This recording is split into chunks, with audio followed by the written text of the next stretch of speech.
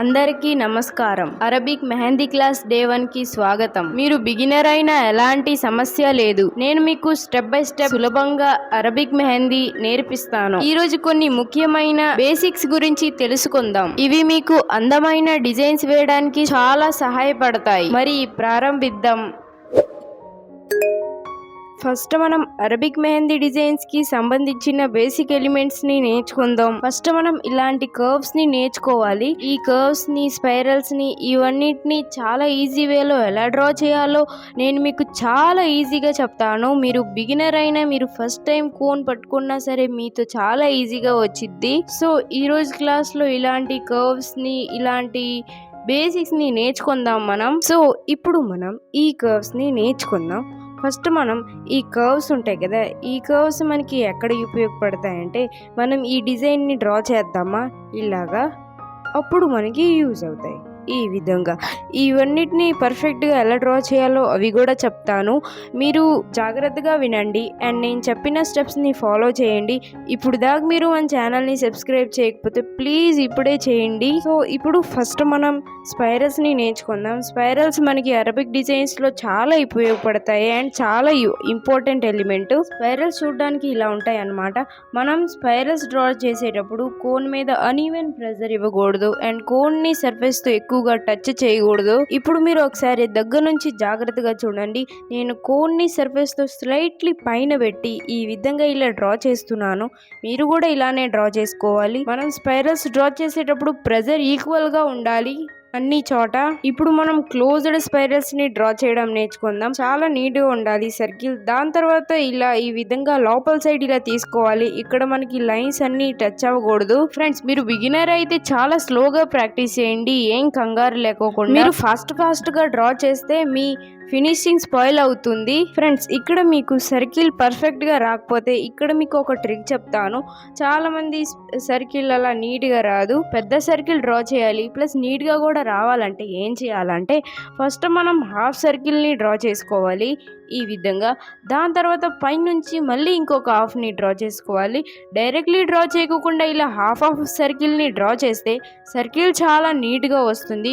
తర్వాత ఈ సర్కిల్ లోపల ఏదో ఒక సైడ్ లో నుంచి ఇలా లైన్ తీసుకొని ఈ విధంగా లోపల సైడ్ తీసుకెళ్ళాలి. ఈ విధంగా స్పైరల్ ని డ్రా చేసుకోవాలి. ఇక్కడ మనకి లైన్స్ టచ్ అవ్వకూడదు.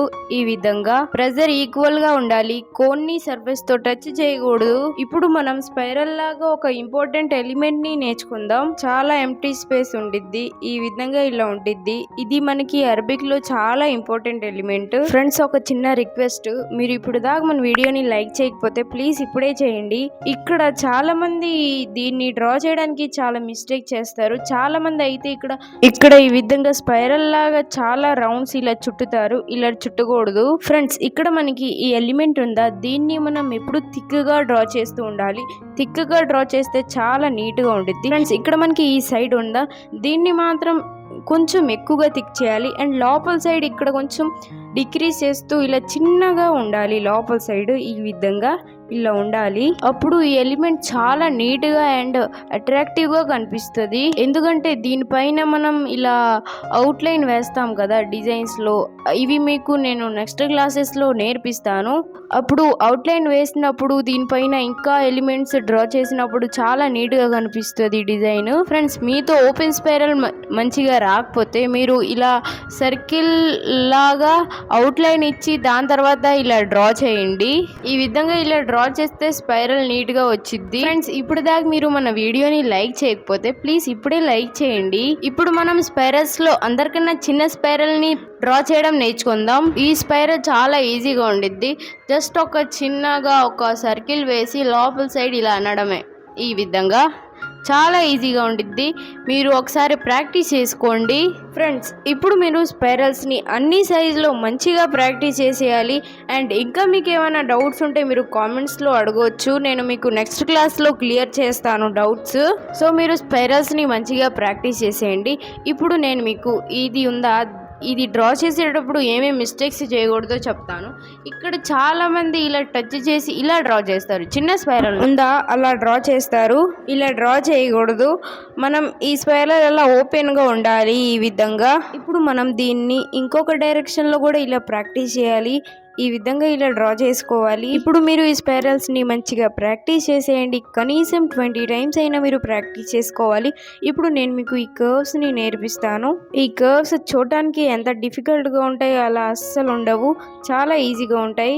ఈ డిజైన్ లో ఎండింగ్ లో ఈ చిన్న స్పైరల్ ని డ్రా చేస్తారా, దాన్ని చాలా చిన్నగా ఇలా డ్రా చేయకూడదు. ఈ షేప్స్ ని నీట్ గా ఇంకా ఏమీ మిస్టేక్స్ చేయకూడదు. ఎలా డ్రా చేయాలి ఇవన్నీ మనం నెక్స్ట్ క్లాసెస్ లో నేర్చుకుందాం.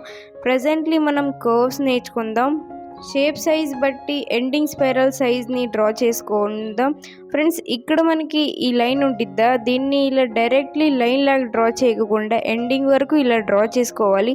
చాలామంది ఏంటంటే ఫస్ట్ ఈ షేప్ని ఇలా డ్రా చేస్తారు, తర్వాత ఇలా స్ట్రైట్ లైన్ని డ్రా చేస్తారు. అలా స్ట్రైట్ లైన్ని డ్రా చేయకూడదు.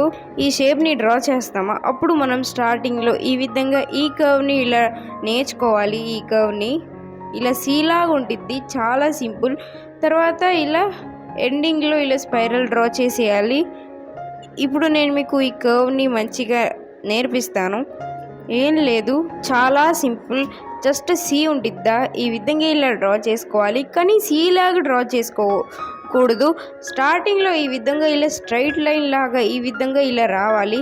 అండ్ ఎండింగ్లో డైరెక్ట్లీ ఇలా కిందకి వెళ్ళకోకుండా ఈ విధంగా ఇలా డ్రా చేసుకోవాలి. స్టార్టింగ్లో ఇలా స్ట్రైట్గా రావాలి, అంటే మరీ స్ట్రైట్గా కాదు, కానీ ఏం బెండింగ్ లేకోకుండా ఈ విధంగా ఇలా రావాలి. మనం ఇలా కూడా కర్వ్ ఇవ్వచ్చు. ఫ్రెండ్స్, మనకి లాస్ట్లో ఈ స్పైరల్ని డ్రా చేస్తామా, ఈ స్పైరల్ ఈ లైన్ ఉండిద్దా స్టార్టింగ్లో, దానికి స్ట్రైట్గా ఉండాలి. ఈ విధంగా మధ్యలో ఉండాలి. స్టార్టింగ్ పాయింట్ అను స్పైరల్స్ ఆపోజిట్గా ఉండాలి. ఫ్రెండ్స్, ఇక్కడ చాలామంది మిస్టేక్ చేస్తారు. అదేంటంటే ఇదే, ఇక్కడ చాలా పెద్దగా ఇలా డ్రా చేస్తారు. అలా డ్రా చేయకూడదు. మనకి ఈ లైన్ ఇక్కడ మధ్యలోనే ఇక్కడ ఆపాలి. ఈ విధంగా నేను ఎలా డ్రా చేశానో అలానే ఈ మిస్టేక్ మీరు అవాయిడ్ చేసుకోవాలి.